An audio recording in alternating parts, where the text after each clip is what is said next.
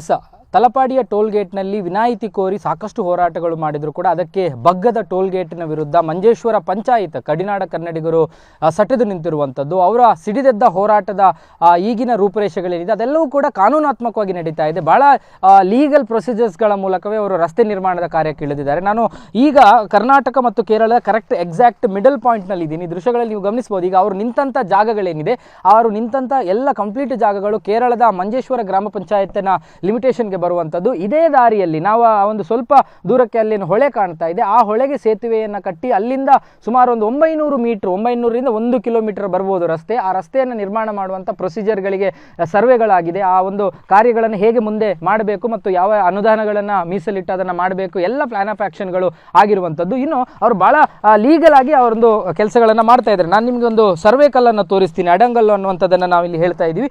ಈ ಒಂದು ಜಾಗ ಅಂದರೆ ಈಗ ನಾನು ತೋರಿಸ್ತಾ ಇರುವಂಥ ಈ ಒಂದು ಪಾಯಿಂಟ್ ಏನಿದೆ, ಈ ಒಂದು ಎಕ್ಸಾಕ್ಟ್ ಕಲ್ಲೇನಿದೆ ಕರ್ನಾಟಕ ಮತ್ತು ಕೇರಳವನ್ನು ವಿಭಜಿಸುವ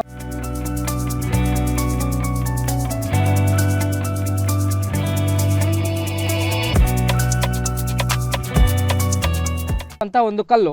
ಇಲ್ಲಿ ಈ ಒಂದು ಕಲ್ಲಿನವರೆಗೂ ಕೂಡ ಕೇರಳ ಬರುತ್ತೆ. ಅಂದರೆ ಕೇರಳದ ಮಂಜೇಶ್ವರ ಗ್ರಾಮ ಪಂಚಾಯತ್ ಲಿಮಿಟ್ ಬರುತ್ತೆ.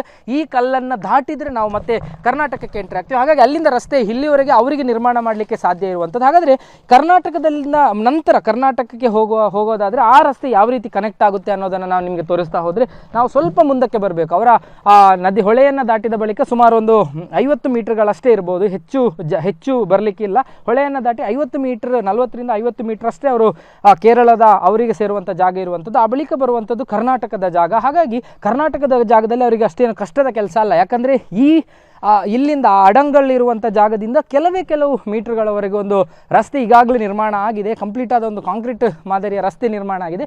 ಇದೇ ರಸ್ತೆಯ ಮೂಲಕ ಕರ್ನಾಟಕದ KC ರೋಡ್, ತಲಪಾಡಿಯ KC ರೋಡ್ ಅನ್ನುವಂಥ ಪೊಸಿಷನ್ ಏನು ಬರುತ್ತೆ, ಬಹುತೇಕ ಅಲ್ಲಿಯವರೆಗೂ ಕೂಡ ಈ ರಸ್ತೆಗಳಲ್ಲಿ ವಾಹನಗಳು ಹೋಗ್ಬೋದು.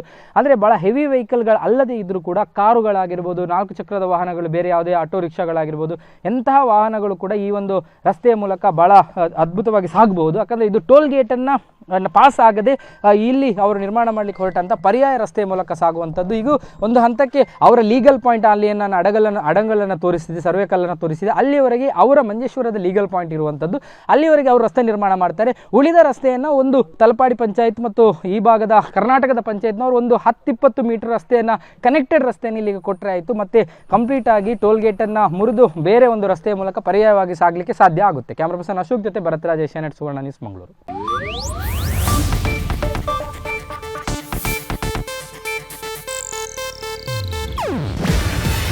ಇದು ಏಷ್ಯಾನೆಟ್ ನ್ಯೂಸ್ ನೆಟ್ವರ್ಕ್ ಪ್ರಸ್ತುತಿ. ನೀವು ನೋಡ್ತಿದ್ದೀರಾ ಏಷ್ಯಾನೆಟ್ ಸುವರ್ಣ ನ್ಯೂಸ್.